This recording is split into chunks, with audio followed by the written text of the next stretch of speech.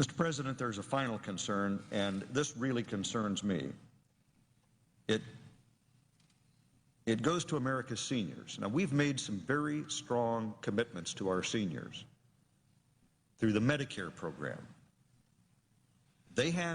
Our seniors obviously are more susceptible to needing health care. They have a greater number of health concerns than younger Americans.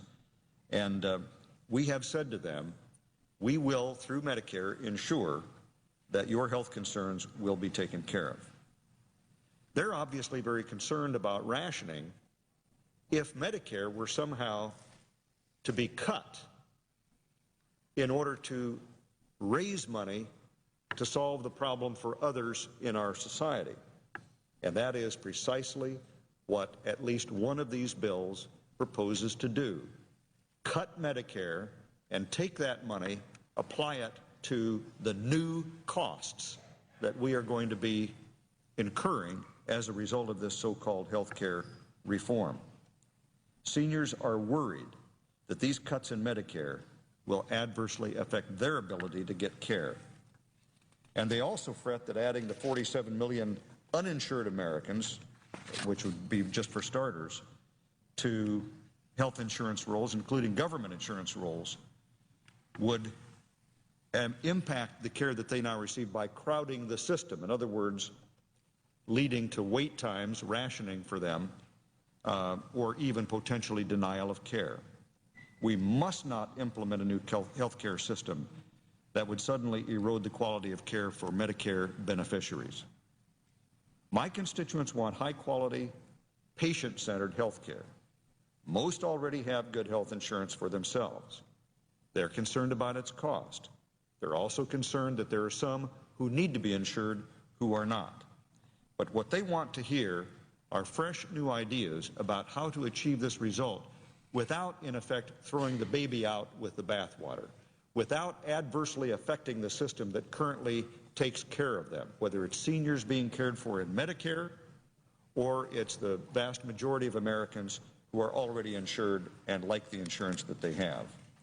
They don't want us to rush a costly new plan through the Congress. I think the President was correct when he said if we don't do this quickly, we might not do it at all. What did he mean by that? In effect, what he was saying is, if the American people have a long enough time to study and debate exactly what's being proposed, they may not like what they see. And, Mr. President, I think that's exactly what's happening here. You have a bill that's going to be marked up next week in the House of Representatives, and I don't think the American people are going to like what they see in that bill. You have a bill that has been marked up in the Health Committee here in the Senate, and much of my criticisms here go to that particular bill. There's one section in that bill, for example, that spends $400 billion over 7 years to subsidize health care for families making between $66,000 a year and $80-some thousand a year. Now, is that what we want to cut Medicare to pay for? As I said, the more Americans understand the details of these bills, the more questions I think they're going to ask. And we owe it to our constituents to allow them the time to understand it and to ask us those questions.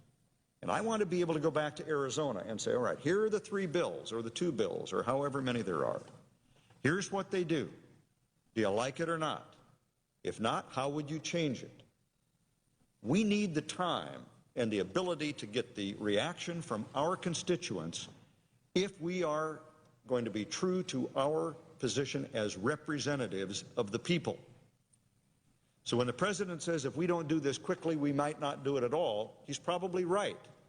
But it's better to get it right, to take our time to do it right, and not make mistakes than to rush something through that's going to add $1 trillion in new spending, that's going to potentially impact the coverage we already have, potentially impact Medicare for our seniors, and perhaps not achieve the results that we want.